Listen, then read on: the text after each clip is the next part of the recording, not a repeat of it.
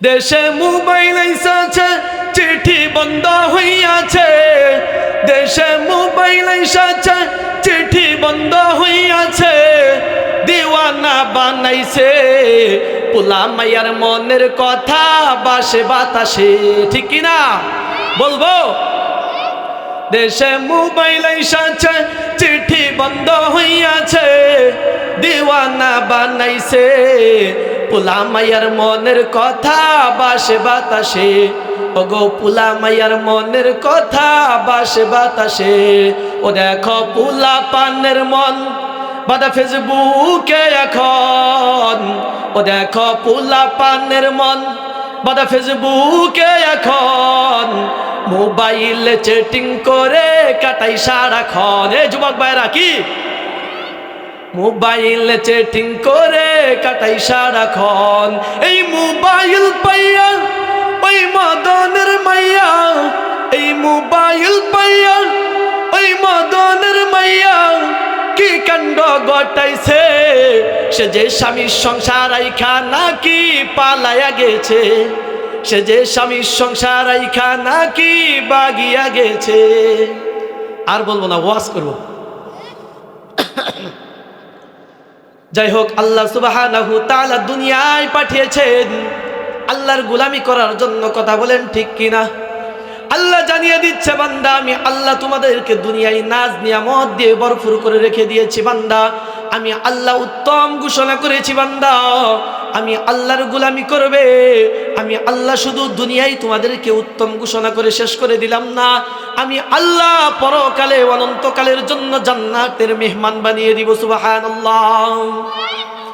ওরে নবীর উম্মতের দল, আজকে জান্নাতের মেহমান যদি হতে চাই অবশ্যই আল্লাহর হুকুম মানতে হবে। কথা বলেন ঠিক কিনা? কুতুবউদ্দিন বখতিয়ার কাকি রহমাতুল্লাহি আলাইহি তারা কিভাবে আল্লাহর হুকুমগুলো মেনে চলেছে, আমরা কিভাবে আল্লাহর হুকুমগুলি মানে একটু খেয়াল করবেন। কুতুবউদ্দিন বখতিয়ার কাকি রহমাতুল্লাহি আলাইহি তিনি সাধারণ কোনো মানুষ ছিলেন না, যার নামে এখনো দিল্লির কুতুব মিনার দাঁড়িয়ে আছেন। এই কুতুবউদ্দিন বখতিয়ার কাকি রহমাতুল্লাহি আলাইহি তিনি মৃত্যুর আগে তার খাদেমকে ওসিয়াত করে গেলেন, ও আমার খাদেম শুনো শুনো, আমি কুতুবউদ্দিন যখন মৃত্যুবরণ করব গো, আমি কুতুবউদ্দিনের জানাজার নামাজটা এমন একজন ব্যক্তি দ্বারা সম্পূর্ণ করবা যার মাঝে তুমি 4টা গুণ বিদ্যমান পাইবা। কুতুবউদ্দিন বখতিয়ার কাকি রহমাতুল্লাহি আলাইহি একে একে তার খাদেমকে গুণগুলো বর্ণনা করতে শুরু করে দিলেন।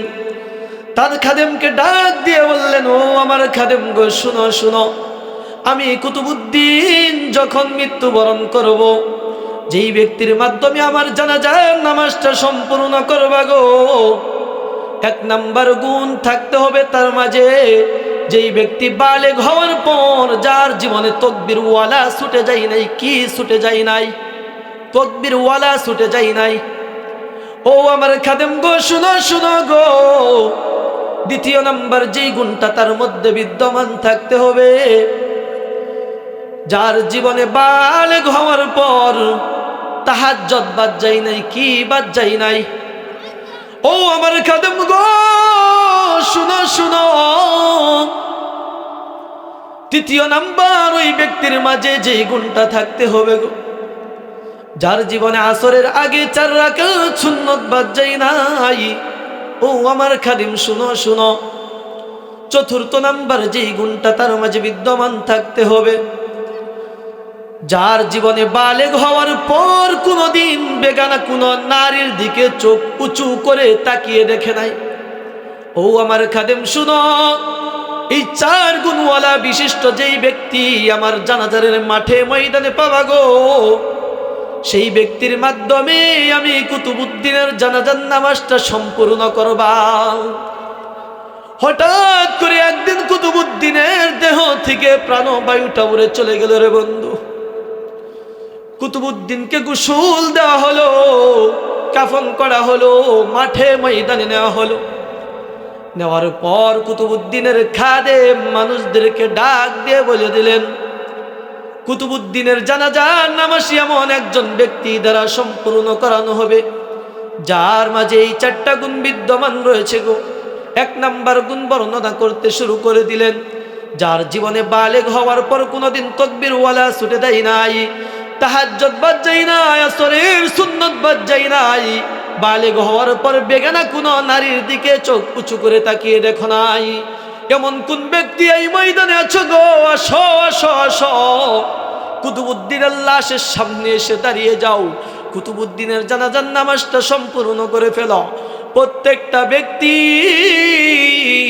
মাথাটাকে নিচের দিকে দিয়ে আছে, আর অতীত মুতালা করতেছে, আর চোখের পানি জড়াচ্ছে, আর চিন্তা করতেছে, আহারে কেমন নামাজিওয়ালা হলাম, কেমন আল্লাহওয়ালা হলাম, আজকে কুতুবউদ্দিনের জানাজারের সামনে আমি দাঁড়াতে পারলাম না।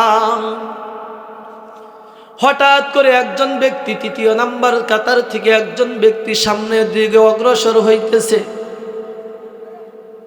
তিনি আর কেউ নয়, দিল্লির সুলতান, দিল্লির বাদশাহ শামসুদ্দিন আলতামাশ রহমাতুল্লাহি আলাইহি। শামসুদ্দিন আলতামাশ রহমাতুল্লাহি আলাইহি তিনি সামনের দিক আসার পর কুতুবউদ্দিনের মুখ থেকে কাফনের কাপড়টা সরিয়ে কুতুবউদ্দিনের কপালে একটা চুমু খেয়ে বলতেছেন, শায়েখ ও কুতুবউদ্দিন, আপনি আজকে কেন জাতির সামনে আমার এই আমলগুলোর ব্যাপারে প্রকাশ করে দিলেন? আমি তো জানি আমার আমলের ব্যাপারে আপনি আমার শায়েখ কুতুবউদ্দিনই জানতেন, আর আমার আল্লাহই জানতো, আর আমার এই 4টা গোপন আমলের ব্যাপারে কেউ জানতো না। ও আমার শায়েখ, কেন আপনি আজকে জাতির সামনে প্রকাশ করে দিলেন? আজকে জাতি আমার আমলের ব্যাপারে জেনে ফেললো। আজকে জাতি জানার কারণে যদি আমার মধ্যে অহংকার চলে আসে গো, আমার মধ্যে যদি রিয়া চলে আসে গো, ও কুতুবউদ্দিন, তাহলে তো আমি ধ্বংস হয়ে যাব, হালাক হয়ে যাব, আমি জাহান্নামের যাত্রী হয়ে যাব। এই কথা বললেন। বলার পর কুতুবউদ্দিনের জানাজার নামাজটা শামসুদ্দিন আলতামাশ রহমাতুল্লাহি আলাইহি সম্পূর্ণ করে ফেললেন।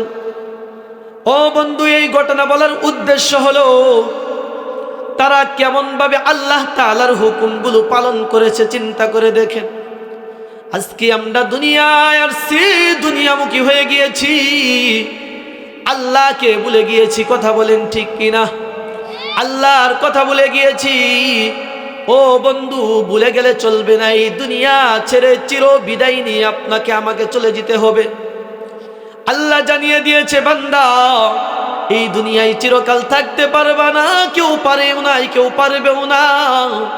কারণ আমি আল্লাহর বিধান, কুল্লু নাফসি যায়িকাতুল মাউত ওয়া ইন্নামা তুওয়াফাউনা উজুরাকুম ইয়াওমাল কিয়ামাহ ফামান যুহজিহা আনিন নারি ওয়া উদখিলাল জান্নাতা ফাকাদ ফাজ ওয়া মাল হায়াতুদ দুনিয়া ইল্লা মাতাউল গুরুর। আল্লাহ জানিয়ে দিলেন, ও আমার হাবিব, আপনি দুনিয়ার মানুষদেরকে জানিয়ে দেন, আমি আল্লাহ যাদের দেহে প্রাণ দিয়েছি, যাদের হৃদয়ে আমি আল্লাহ প্রাণ ঢুকিয়েছি, প্রত্যেকটা মানুষকে মৃত্যুবরণ করতেই হবে, প্রত্যেকটা প্রাণীকে মৃত্যুবরণ করতেই হবে। ও আমার হাবিব, আপনি দুনিয়ার মানুষদেরকে আরো জানিয়ে দেন, আমি আল্লাহ শুধু দুনিয়ার মানুষদেরকেই শেষ করে দিব না। ইদাশ শামসু কুইরাত ওয়া ইদান নুজুমু কাদারাত ওয়া ইদাল জিবালু সুইরাত ওয়া ইদাল ইশারু উত্তিলাত ওয়া ইদাল বুহুশু হুশিরাত। ও আমার হাবিব, আপনি দুনিয়ার মানুষদেরকে জানিয়ে দেন, আমি আল্লাহ শুধু দুনিয়ার মানুষদেরকেই শেষ করে দিব না, ইদা শামসু কুবিরত, আমি আল্লাহ যখন আদেশ দিব এই আকাশগুলো ফেটে চূর্ণ বিচ্ছিন্ন হয়ে যাবে, জমিনগুলো ফেটে চূর্ণ বিচ্ছিন্ন হয়ে যাবে। আমি আল্লাহ যখন আদেশ করব আকাশের তারকারাজিগুলো খসে খসে আস্তে আস্তে জমিনে পড়ে যাবে। ও আমার হাবিব, আপনি দুনিয়ার মানুষদেরকে জানিয়ে দেন আমি আল্লাহ যখন আদেশ দিব, আমি আল্লাহ আদেশ দেওয়া মাত্রই পাহাড় পর্বতগুলো মরীচিকার নেই, তুলার নেই, উড়তে থাকবে। ও আমার হাবিব, আপনি দুনিয়ার মানুষদেরকে জানিয়ে দেন আমি আল্লাহ এই দুনিয়াটাকে একেবারে শেষ করে দিব, একেবারে গুঁড়ো করে ফেলবো। এই দুনিয়াটাকে আমি আল্লাহ উলট পালট করে ফেলবো। দুনিয়ায় কাউকে আমি আল্লাহ চিরকাল রাখবো না, কারণ আমি আল্লাহ দুনিয়াটাকে শেষ করে দিব। দুনিয়ায় কেউ থাকতে পারবে না। ও বন্ধু, এখন চিন্তা করে বলেন আপনারা কি থাকতে পারবেন? ও আদা চাকের মুসলমান, আপনাদের কি থাকার মতো কোনো সুযোগ রয়েছে কিনা কথা বলেন? কারো থাকার মতো সুযোগ নেই। আপনারাই চিন্তা করে দেখেন, গত বছর এখানে মাহফিল হয়েছে, তো গত বছর এখানে মাহফিল হয়েছে, আপনাদের সমাজের কত মানুষ এই জায়গায় বসে আলোচনা শুনেছে, কথা বলেন ঠিক কিনা? আজকে আপনাদের মাঝ থেকে অনেকে আপনাদের মাঝে এরকম ভাবে বসার মতো তাদের সৌভাগ্য হয় নাই, কথা বলেন ঠিক কিনা? তাহলে আপনি আমি কখন চলে যাব রে বন্ধু? কেউ বলতে পারবে না। যেই লোকগুলো গত বছর এখানে মাহফিলে বসেছিল, সেই লোকগুলো এই মাহফিল আসার আগেই দুনিয়া ত্যাগ করেছে। সেই লোকগুলো কি জানতো এই মাহফিল আসার আগেই আমি চলে যাব? কেউ কি জানতো? কেউ জানতো না রে বন্ধু। আমিও জানি না, আপনিও জানেন না আগামী মাহফিল পর্যন্ত আপনার আমার হায়াত আছে কিনা। এর জন্য বন্ধু, দুনিয়া ছেড়ে চির বিদায় নিয়ে কখন জানি চলে যেতে হয়। আজকে যেই দুনিয়ামুখী হয়ে গিয়েছি, কথা একটাই, দুনিয়া লাগবে, গাড়ি লাগবে, বাড়ি লাগবে, অর্থ লাগবে, নারী লাগবে, কথা বলেন ঠিক কিনা? আজকে অর্থের পাগল হয়ে গিয়েছি। আল্লাহ জানিয়ে দিয়েছে, বান্দা আমি আল্লাহ তো তোমাকে সকল নিয়ামত দিয়ে আমি আল্লাহ দুনিয়ায় পাঠিয়েছি, তুমি কেন পাগল হয়েছ? আল্লাহ কোন নিয়ামতটা দেয় নাই, কোন নিয়ামতটাকে অস্বীকার করবেন? কে দিল রে লতার গাছে এত বড় কদু, কার ইশারায় মৌমাছিরা মৌচাকে দেই মধু। শিমুল গাছে কে দিল রে নরম নরম তুলা, কার ইশারায় চতির মাসে জমিনে মাঝে দুলা। ঝিনুক মাঝে কে দিল রে মুক্তামণিহার, আখের মাঝে কে দিল রে রসে চমৎকার, আল্লাহু আকবার। মরিচ গাছে কে দিল রে মরিচ এত জাল, ভাদ্র মাসে কার দেশে পাকে গাছে তাল। আচ্ছা মানুষ বলো দেখি রাত্র কেন কালো, সূর্যমণি কোথা থেকে পেল এত আলো? আল্লাহু আকবার। এই পশু পাখি কই না কথা, এই পশু পাখি কই না কথা, মানুষ কেন কয়? আচ্ছা মানুষ বলো দেখি কেমন করে হয়? দুধ কেন এত সাদা, মরিচ কেন জাল, আমগুলো সব পাকলে বড়ে কেমনে হয় তালাল। ডিমগুলো সবই একই রকম, পার্থক্য নাই মোটেও, সাদা কালো বাচ্চাগুলো কেমন করে ফুটে। আমরা সবাই বাস করি বা এই দুনিয়ার রঙে, হাতের লেখা মুখের চেহারা মিলে না কারো সঙ্গে, আর মিলে না গলার কণ্ঠ বিদ্যাঙ্গুলের টিপ। আল্লাহ তাআলা একজন আছেন, প্রমাণ হলোই ঠিক, কথা বলেন ঠিক কিনা? তো খুদাবন্দি আমিনি, তো খুদাবন্দি শিমালি, তো খুদাবন্দি রবি, তো খুদাবন্দি আজালি। আলহামদুলিল্লাহ কদ্দার খায়রা ওয়া খাবালা, الشكر لمن صور حسنا وجمالا. فرد صمد عن صفة الخلق بريء، ربنا عزلي الخلق الخلق كمالا. لا ضد ولا ند ولا حد لمولاه، لا ضد ولا ند ولا حد لمولاه. الآن كما كان ولم يلق زوالا. চলবে আলোচনা, চলবে তো? আল্লাহ জানিয়ে দিচ্ছে, বান্দা আমি আল্লাহর কোন নিয়ামতটাকে তুমি অস্বীকার করবে? আমি আল্লাহর কোন একটা নিয়ামতকে বান্দা অস্বীকার করার সুযোগ নেই, কারণ আমি আল্লাহ প্রত্যেকটা সেক্টরে তোমাকে নিয়ামত দিয়ে আমি আল্লাহ ভরপুর করে রেখে দিয়েছি বান্দা। ও বান্দা, এখন নিয়ামত পেয়েছো, আমি আল্লাহর বিধান মানবে, কার বিধান মানবে? আল্লাহর বিধান মানবে। আল্লাহ জানিয়ে দিচ্ছে, বান্দা আমি আল্লাহর বিধান মানলে তোমার দুইটা লাভ হবে। এক নাম্বার লাভ, দুনিয়ার বাড়িতে আমি আল্লাহ সুখ শান্তিতে আরামে এসে আমি আল্লাহ তোমাকে বসবাস করাইব। ও বান্দা, দ্বিতীয় নাম্বার লাভ হচ্ছে রে বান্দা, পরকালে অনন্তকালের জন্য আমি আল্লাহ জান্নাতের মেহমান বানিয়ে দিব। সুবহানাল্লাহ। আজকে বন্ধু আল্লাহর হুকুম বাদ দিয়ে দিয়েছি, আল্লাহ রিজিক দিবে, আল্লাহর এই রিজিকের কথাও ভুলে গিয়েছি। আজকে হারামের পিছনে দৌড় দিয়েছি, কথা বলেন ঠিক কিনা?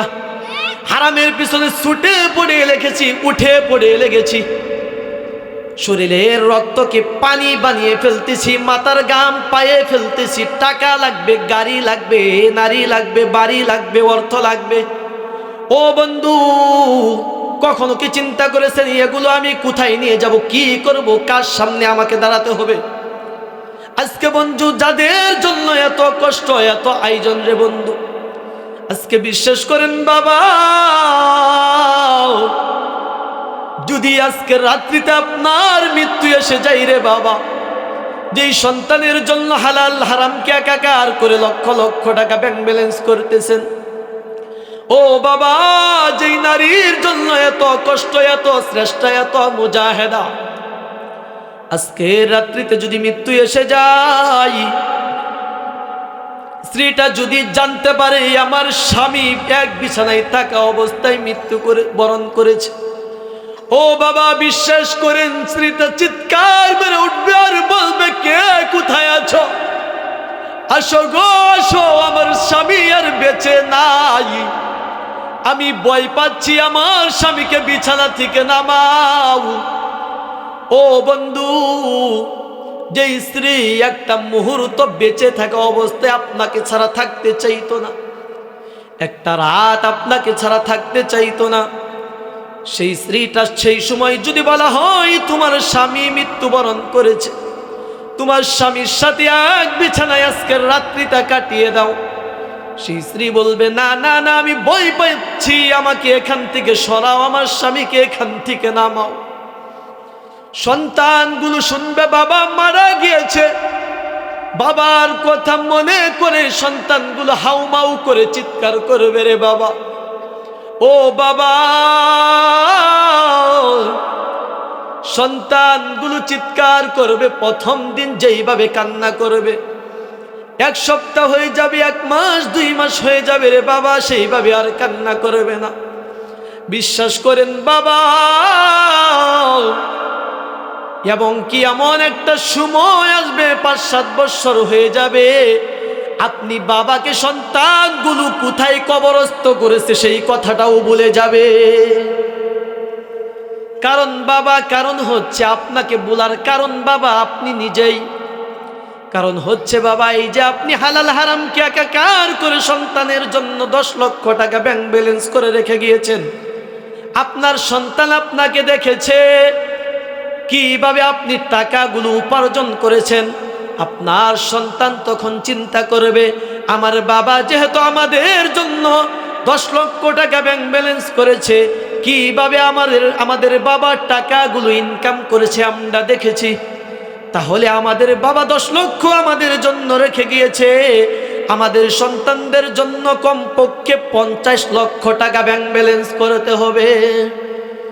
আপনার সন্তান মৃত্যুবরণ করবে, আপনার নাতিগুলো চিন্তা করবে, আমার বাবা আমাদের জন্য 50 লক্ষ টাকা ব্যাংক ব্যালেন্স করে রেখে গিয়েছে, কমপক্ষে আমাদের সন্তানদের জন্য 1 কোটি টাকা ব্যাংক ব্যালেন্স করতে হবে। এই যে বাবা আপনি 10 লক্ষ টাকা দিয়ে বাবা হয়ে একটা হারামের সূচনা শুরু করে দিলেন, একটা হারামের রাস্তা বের করে দিলেন রে বাবা। ও বাবা, আপনি আমি চলে যাব, কিন্তু হারামের সূচনা তো চালু করে দিয়ে গেলাম, আপনি আমি কবরে শুয়ে থাকবো।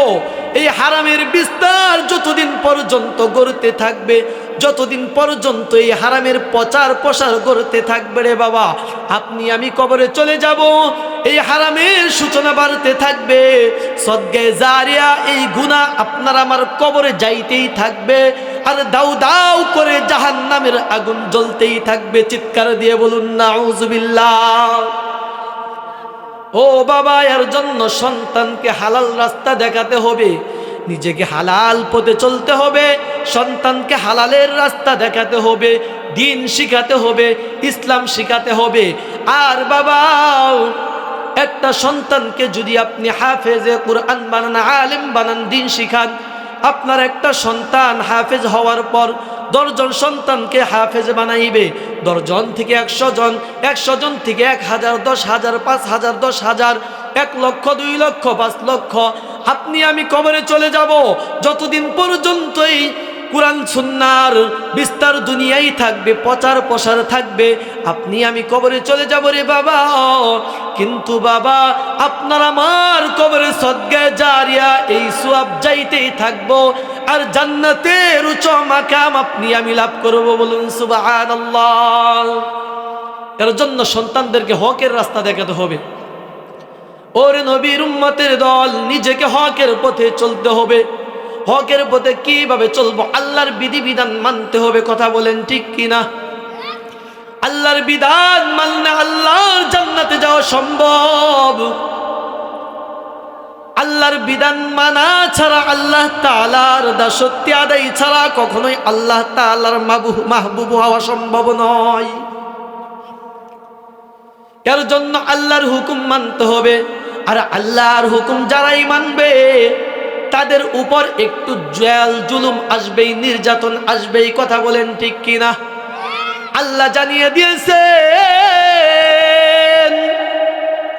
আল্লাহ সুবহানাহু ওয়া তাআলা কুরআনুল কারীমের মধ্যে স্পষ্টভাবে জানিয়ে দিয়েছেন, ওয়ালানাবলুওয়ান্নাকুম বিশাইইম মিনাল খাউফি ওয়াল জু'i ওয়া নাকসিম মিনাল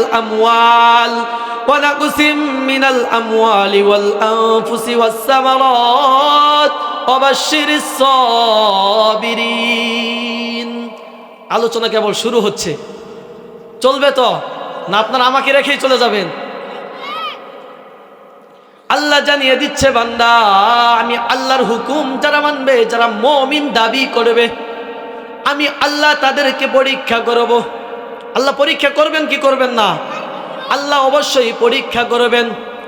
আল্লাহ জানিয়ে দিচ্ছে, বান্দা, আমি আল্লাহর হুকুম যারা মানবে, আমি আল্লাহ তাদেরকে কিছু পরীক্ষা করব। তাদেরকে আমি আল্লাহ পরীক্ষা করে যাচাই করব, বাছাই করব, নির্বাচিত করব, তারপরে জান্নাতে দিব।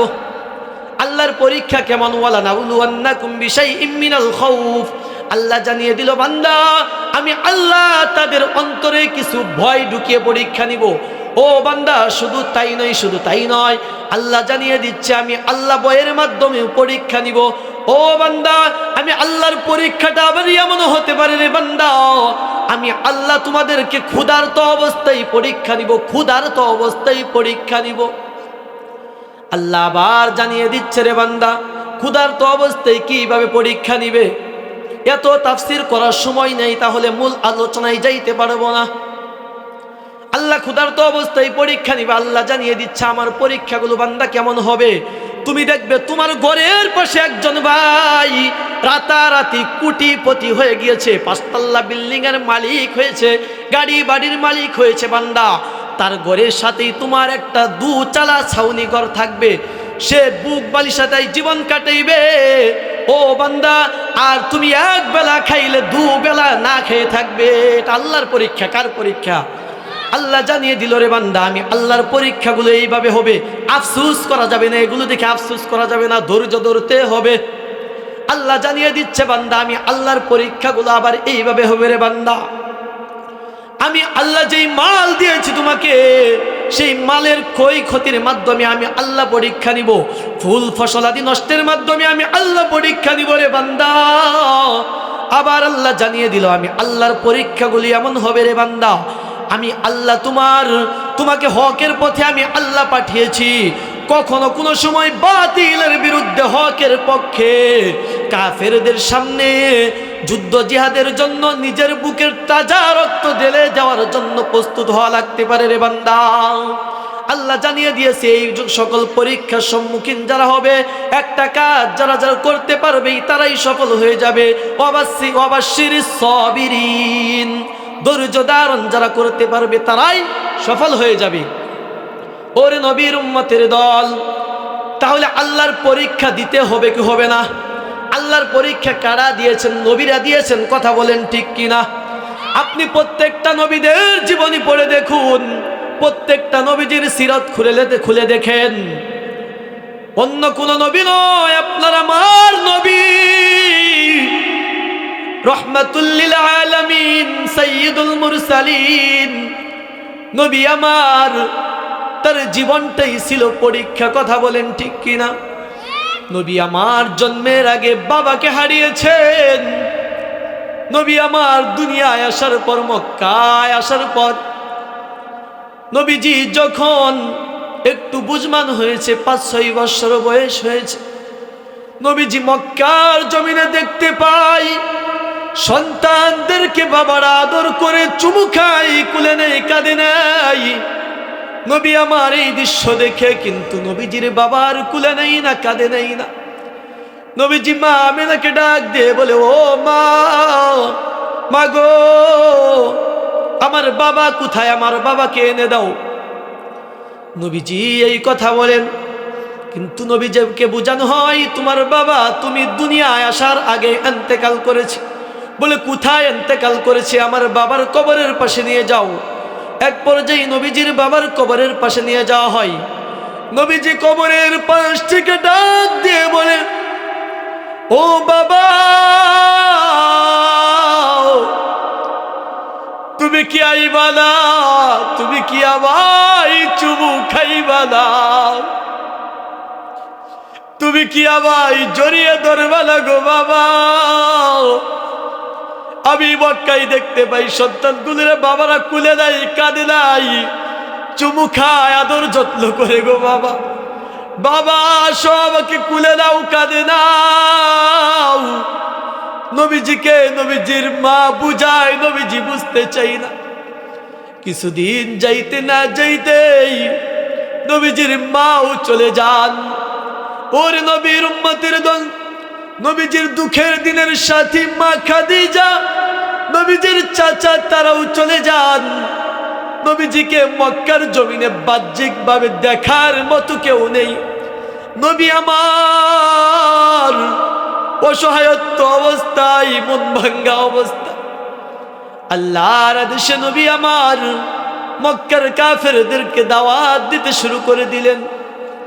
অনেক দিন দাওয়াত দেই, কাফেরগুলো দাওয়াত গ্রহণ করতে চাই না। আল্লাহর আদেশে নবী আমার তায়েফের ময়দানে চলে যান। কোথায় চলে যান বাবা? তায়েফের ময়দানে নবী আমার তায়েফের ময়দানে চলে যায়। তায়েফের ময়দানে যাওয়ার পর রহমাতুল লিল আলামিন সাইয়্যিদুল মুরসালিন নবী আমার তায়েফের ময়দানে আল্লাহর রাসূলের পালক পুত্রকে নিয়ে গিয়েছেন। যাওয়ার পর তায়েফের ময়দানে দাঁড়িয়ে শুধু এতটুকু কথা বলেছেন, ইয়া আইয়ুহান নাস কুলু লা ইলাহা ইল্লাল্লাহু তুফলিহুন। হে তায়েফবাসী, লা ইলাহা ইল্লাল্লাহ পড়ে নাও, তুফলিহুন, তোমাদের জীবনটা সফল হয়ে যাবে, তোমরা সফল কাম হয়ে যাবে। ও বন্ধু, আল্লাহর হাবিব শুধু তায়েফের ময়দানে দাঁড়িয়ে এতটুকু বলেছে, আর বেশি কিছু বলেন নাই। হাইনার দলগুলো এমন ভাবে চতুর্দিক থেকে আল্লাহর রাসূলের উপর আক্রমণ শুরু করেছে। আল্লাহর রাসূলকে এমন ভাবে পাথর নিক্ষেপ শুরু করে দিয়েছে। ও বাবা, পাথরগুলো হাত দিয়ে মারে নাই, পাথরগুলো পাখি মারা বাটুল দিয়ে নিক্ষেপ করেছে। আল্লাহর রাসূলের গায়ে এক একটা পাথর নিক্ষেপ হচ্ছে।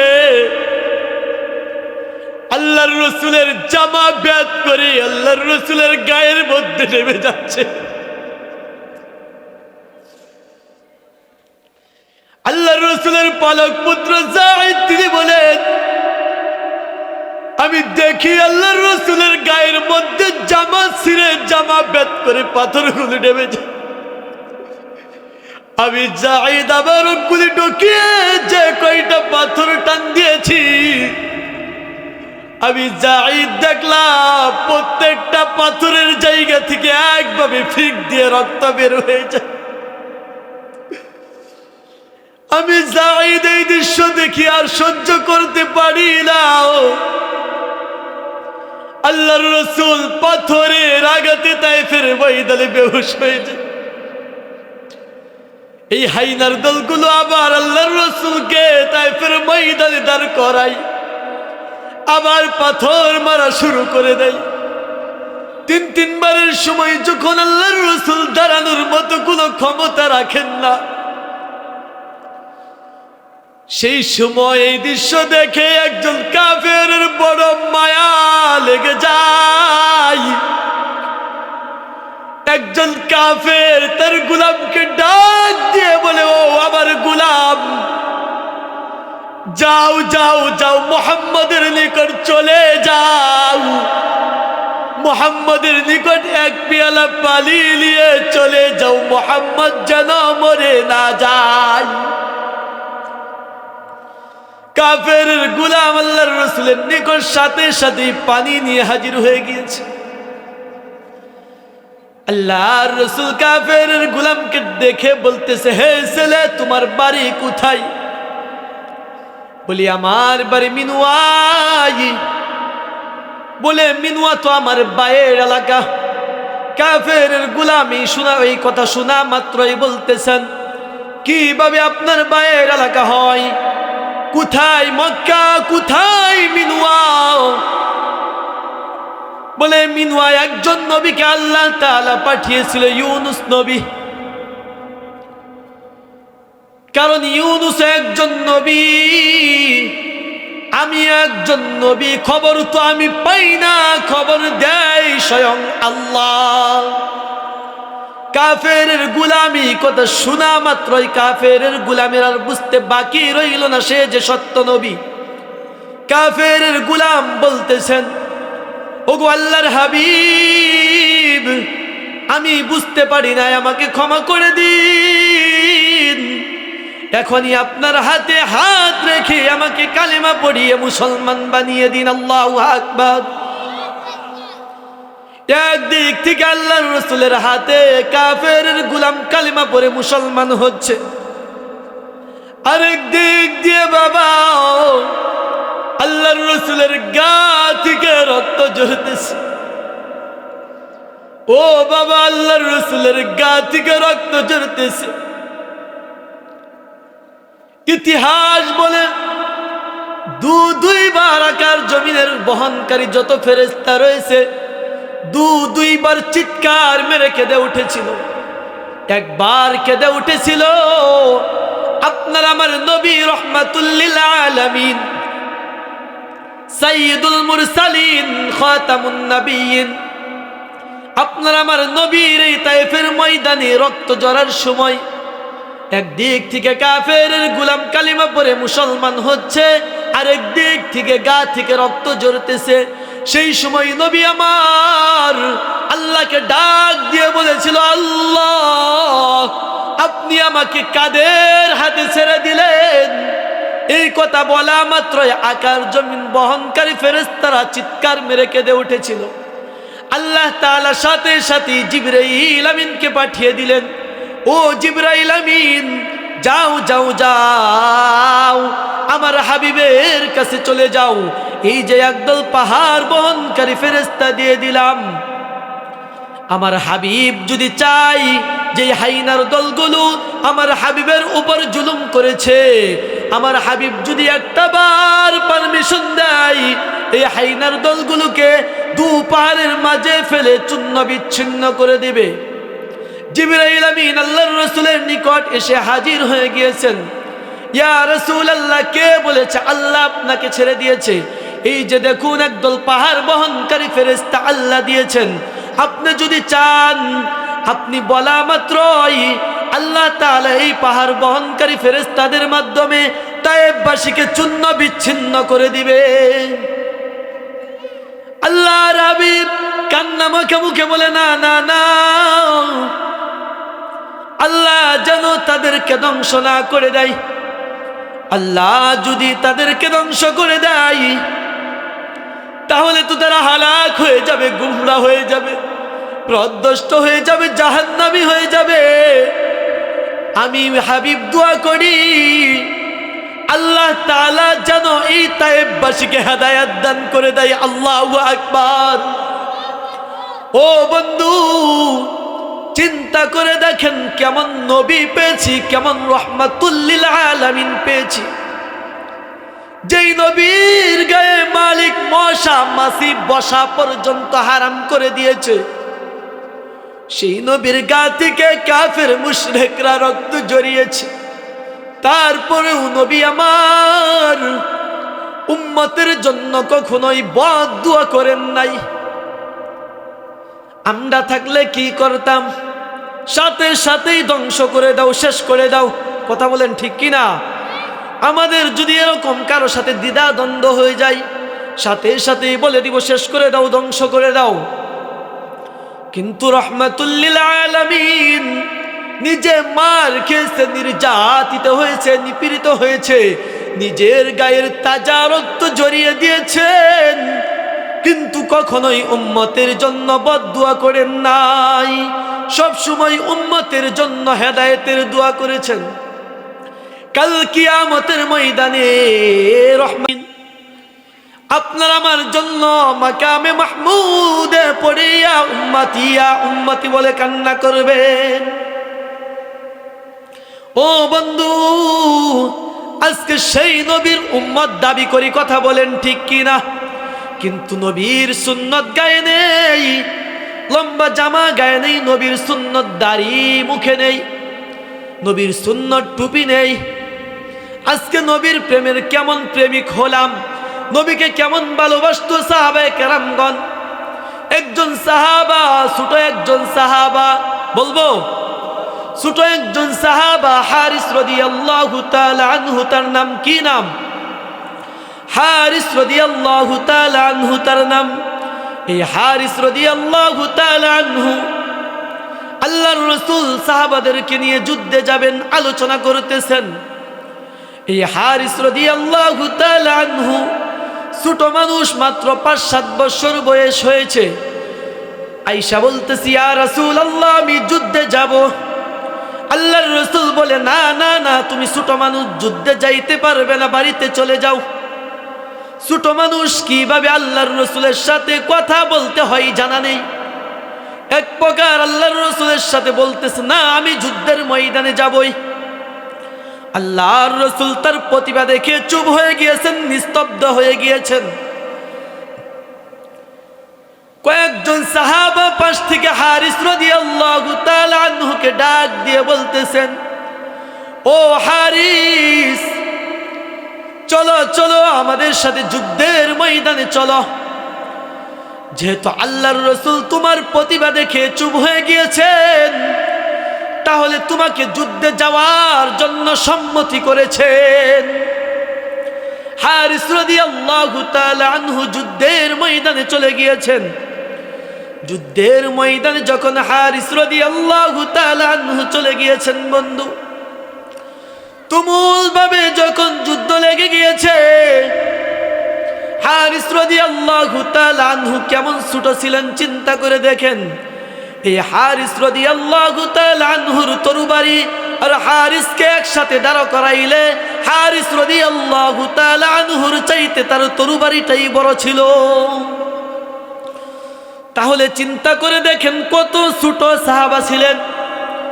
এই হারিস রাদিয়াল্লাহু তাআলা আনহু যখন তুমুল ভাবে যুদ্ধ লেগে গিয়েছে, এই হারিস রাদিয়াল্লাহু তাআলা আনহু কেমন করে জানি বাবা, তরবারি ঘুরাইতে ঘুরাইতে তার হাত থেকে কেমন করে জানি তরবারিটা ফসকে তার পায়ের মধ্যে লেগে গিয়েছে। তার পায়ের মধ্যে লাগা মাত্রই পাটা দুখণ্ডিত হয়ে গিয়েছে। হারিস রাদিয়াল্লাহু তাআলা আনহুর পা থেকে ফিক দিয়ে রক্ত বের হয়েছে। হারিস রাদিয়াল্লাহু তাআলা আনহু যুদ্ধের ময়দানে বেহুশ হয়ে যায়। এক পর্যায়ে বাবা, এই হারিস রাদিয়াল্লাহু তাআলা আনহু যুদ্ধের ময়দানে শহীদ হয়ে যায়। যখন যুদ্ধ শেষ হয়ে গিয়েছে, বাবা সন্তানকে মদিনার বাহিরে পাঠিয়েছেন। বাবা সন্তানের জন্য মদিনার বাহিরে দাঁড়িয়ে আছেন ইস্তেকবাল জানানোর জন্য। ভাই ভাইকে মদিনায়, ভাই ভাইকে যুদ্ধে পাঠিয়েছেন, মদিনার বাহিরে দাঁড়িয়ে আছেন সুস্বাগতম জানানোর জন্য। ও বন্ধু, মা সন্তানকে পাঠিয়েছেন, মা সন্তানের জন্য মদিনার বাহিরে দাঁড়িয়ে আছেন। যুদ্ধ যখন শেষ হয়ে যায়, সকলেই যুদ্ধের ময়দান থেকে ফিরে আসতেছে। পাশে কয়েকজন পিছনে সাহাবা আসতেছেন, আর কেউ আসবার বাকি নেই। হারিস রাদিয়াল্লাহু তাআলা আনহুর মা মদিনার বাহিরে দাঁড়িয়ে আছে, আর সাহাবাদেরকে জিজ্ঞেস করতেছেন, ও সাহাবারা, আমি তো যুদ্ধের ময়দান থেকে সকলকেই ফিরে আসতে দেখলাম, কিন্তু আমার হারিস কোথায়? আমার হারিসকে তো আমি দেখতেছি না। সেই সময় কয়েকজন সাহাবা পাশ থেকে ডাক দিয়ে বলে, ও মা, আপনি ধৈর্য ধারণ করুন, আপনার সন্তান শহীদ হয়েছে, আর আপনি শহীদের মা হিসাবে কাল কিয়ামতের ময়দানে বিনা হিসাবে জান্নাতে প্রবেশ করবেন। আবার পাশ থেকে কয়েকজন সাহাবা ডাক দিয়ে বলে, কে বলে সে শহীদ হয়েছে? যেখানে আল্লাহর রাসূল যুদ্ধে যাওয়ার জন্য সম্মতি করে নাই, তাও যুদ্ধে গিয়েছে। আবার কাফেরদের কোনো আঘাতে মারা যায় নাই, নিজের তরবারির আঘাতে মারা গিয়েছে। কিসের শহীদ হয়েছে? হারিস রাদিয়াল্লাহু তাআলা আনহুর মায়ের মনের মধ্যে কেমন জানি কম্পন শুরু হয়ে গেল। আরে কেউ বলে শহীদ হয়েছে, কেউ বলে হয় নাই, কি করব? এক দৌড়ে আল্লাহর রাসূলের নিকট চলে গিয়েছে, গিয়ে বলতেছি, ইয়া রাসূলুল্লাহ, ওগো আল্লাহর হাবিব, কেউ বলে আমার সন্তান শহীদ হয়েছে, কেউ বলে হয় নাই, এখন সঠিক সিদ্ধান্ত আপনি দিবেন, আমার সন্তান কি শহীদ হয়েছে কি হয় নাই? আর বলতেছে, ও আল্লাহর হাবিব, যদি আমার সন্তান শহীদ হয়ে থাকে, এই যে আমি মা, আমার চোখের কোণে পানি আমি মুছে নিলাম, আমি জানি আমি শহীদের মা হিসাবে কাল কিয়ামতের ময়দানে বিনা হিসাবে জান্নাত পাবো।